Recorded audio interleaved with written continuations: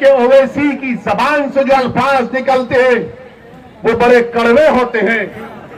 नमस्कार, स्वागत है आपका इंडिया रिपोर्ट में और मैं हूं आपके साथ सुष्मिता तिवारी। अयोध्या पहुंचे एमआईएम के प्रमुख असदुद्दीन ओवैसी ने उत्तर प्रदेश में होने वाले 2022 के विधानसभा चुनाव में मुसलमानों से कहा है कि हमें खामोशी तोड़कर जिंदा होने का सबूत देना होगा। रुदौली से प्रत्याशी उतारने का ऐलान कर दिया है। साथ ही जनसभा को संबोधित कर मुस्लिम वोटरों की नब्ज भी टटोल गए। उन्होंने कहा कि उत्तर प्रदेश में सभी लोगों को अपना हिस्सा मिल गया है, लेकिन मुस्लिमों को उनका हक नहीं मिला है, क्योंकि अपने पिछले 60 सालों में सेकुलरिज्म के झूठे वायदों पर कांग्रेस, सपा व बसपा सभी को वोट दिया है। देखिए फैजाबाद से हमारे संवाददाता मोहम्मद तुफैल की रिपोर्ट। बसपा के लोग बोल सकते हैं, वो सिर्फ आपको बोलेंगे वोट डालो, हमको वोट डालो, मगर हासिल क्या हुआ बताइए कि उत्तर प्रदेश में माइनॉरिटीज के लिए, जिसमें मुसलमान भी शामिल हैं, 2019-20 में मोदी सरकार ने बाबा की सरकार को 116 करोड़ रुपए दिए कि मुसलमानों के उन गांवों में जहां पर 25% माइनॉरिटी रहते, काम कराओ, स्कूल बनाओ, अस्पताल बनाओ। 116 करोड़ दिए गए और जिसमें से बाबा की सरकार ने, महाराष्ट्र ने सिर्फ 16 करोड़ खर्चा किए। और महाराज बोलते, मोदी बोलते सबका साथ, सबका विकास, सबका विश्वास। 116 करोड़ में सिर्फ 16 करोड़ खर्चा किए गए। दूसरे सील में क्या कोई हायर सेकेंडरी स्कूल है? गवर्नमेंट का है, क्यों नहीं है? क्या हमको हमारे बच्चों को स्कूल में पढ़ाने का शौक नहीं है? क्या आप अपने बच्चों को तालीम दिलाना नहीं चाहते? क्या अपने बेटियों को पढ़ाना नहीं चाहते? तो ये लोग बोलेंगे नहीं, मुसलमान बच्ची को नहीं पढ़ाना चाहता। अरे दिमाग तेरा खराब है, हम पढ़ाना चाहते, काबिल बनाना चाहते, ताकतवर बनाना चाहते अपनी बेटियों। इनको अफगानिस्तान के लड़कियों पर जुल्म की बड़ी फिक्र है, मगर रुदौली में बच्चियों के पढ़ने के लिए ये मेरा है। और फिर आप देख लीजिए कि फिर उत्तर प्रदेश की बाबा की सरकार ने कहा कि कोविड आया तो मई में फैसला किया कि ऑनलाइन स्कूलों को स्कूल में तालीम दी जाएगी। आपको मालूम मेरे भाई, आपके रुदौली में कितने टीचर को कंप्यूटर इस्तेमाल करना आता?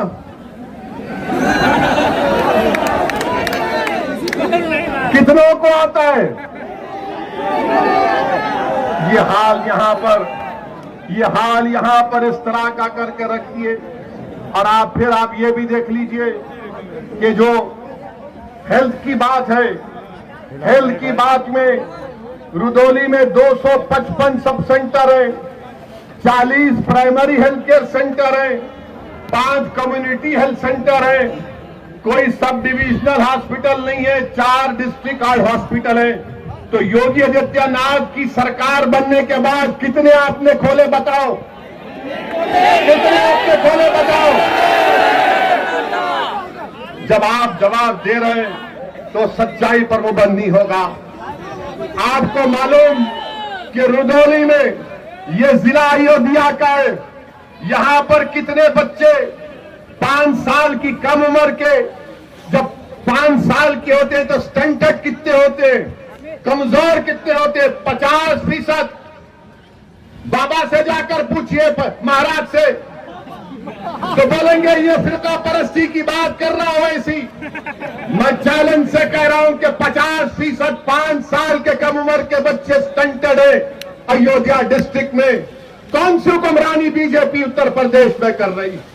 और फिर वेस्टेड बच्चे 19%, अंडरवेट यानी जो उम्र में वजन उनका होना चाहिए कितने मालूम आपको? 45%। मैं जो कुछ कह रहा हूं, अगर मेरी बहन, मेरी मां मेरी बात को सुन रही है तो कहेगी कि हाँ ये बात सच है कि जिस बेटी को मैंने 9 महीने अपने पेट में रखकर पैदा किया, आज वो स्टंटेड भी है और उसका वेट भी कम है। मेरे अजीज दोस्तों और बुजुर्गों, वहीं पर ये सरजमीन हम जब यहाँ पर आ रहे थे, नेता उन्होंने बनाया है, लेकिन यहाँ पर आपके वोटों की अहमियत नहीं है, आपके आंसुओं की अहमियत नहीं है। आज तक उत्तर प्रदेश में मुस्लिम लीडरशिप नहीं बन पाई है। मोदी सरकार का नारा है सबका साथ, सबका विकास और सबका विश्वास, लेकिन सेंट्रल गवर्नमेंट 116 करोड़ रुपए मुस्लिम इलाकों में काम करने के लिए बाबा को देती है, लेकिन बाबा की सरकार सिर्फ 16 करोड़ रुपए ही खर्च करती है। अयोध्या पहुंचने पर असदुद्दीन ओवैसी का सैकड़ों कार्यकर्ताओं ने गर्मजोशी के साथ स्वागत किया। वहीं फैजाबाद को लेकर उठे विवाद पर ओवैसी ने कहा कि अयोध्या में भी भारत है, फैजाबाद में भी भारत है और ओवैसी भी भारत में हैं। वहीं दूसरी तरफ प्रदेश की योगी सरकार पर भी जमकर तंज कसा। उन्होंने कहा कि प्रदेश के मुख्यमंत्री योगी आदित्यनाथ का नाम बदलने में माहिर हैं। उनके पास यदि कोई समस्या लेकर जाएगा तो बोलेंगे नाम बदल दो तो समस्या खत्म हो जाएगी। जनसभा के दौरान उन्होंने कांग्रेस, सपा और बसपा पर भी जमकर तंज कसा। किया कि समाजवादी तो यादवों की पार्टी है, अखिलेश यादवों का हमारा नेता है, मगर रुदौली से यादव नहीं है, रुश्दी नहीं आए, इसलिए हम बीजेपी के यादव को वोट देंगे। ये हकीकत है ना, ये सच कह रहा हूं ना मैं, क्या मैं सच कह रहा हूं? तो फिर आप 22 के चुनाव में क्या करेंगे? फिर आप किसको वोट देंगे? आप किसको वोट देंगे? आप ये काम करके दिखाना है, सिर्फ जज्बात में आकर नहीं कहना है, बल्कि कामयाब करना है अपनी पार्टी को। जिस तरह बिहार में हमारे 5 विधायक कामयाब हुए और बिहार में कामयाबी के बाद बिहार की विधानसभा में अख्तर अली ईमान की क़यादत में मजलूमों की आवाज बनकर, कमजोरों की आवाज बनकर, यतीमों के इंसाफ के लिए मजलिस बिहार के विधानसभा में आवाज उठा रही है। जब यादव एक हो चुका है, बीजेपी के कैंडिडेट कराने के लिए रुश्दी मियां को राजी।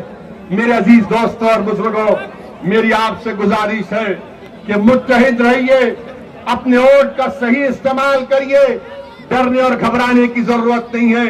ये समाजवादी पार्टी हो, बीएसपी हो या फिर कांग्रेस हो या बीजेपी हो, इनको एक ही बात की तकलीफ है कि पूरे भारत में मुसलमानों की कोई पॉलिटिकल लीडरशिप ना बने।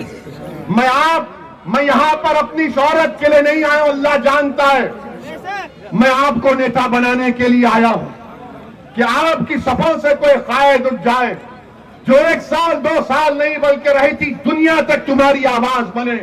और उस वक्त होगा मेरे अजीज दोस्तों और बुजुर्गों, जब आप अपनी पार्टी को कामयाब करेंगे, अपनी दुआओं से, अपने वोट से और पार्टी के पाबंद डिसिप्लिन सिपाही बनकर आप मजलिस के अपने वोट का इस्तेमाल करिए। डरने और घबराने की जरूरत नहीं है। मुझ पर इल्जाम लगते हैं, मुझे कोई फिक्र नहीं, बहुत से इल्जाम लगते हैं मुझ पर, मगर याद रखो, जब तक अल्लाह असदुद्दीन ओवैसी को जिंदा रखेगा, इंशाअल्लाह ताला असदुद्दीन ओवैसी सच को और हक को बयान करता रहेगा। अल्लाह जब तक मेरे जिस्म में आखिरी सांस को रखेगा, मैं आपके हक के लिए लड़ता रहूंगा।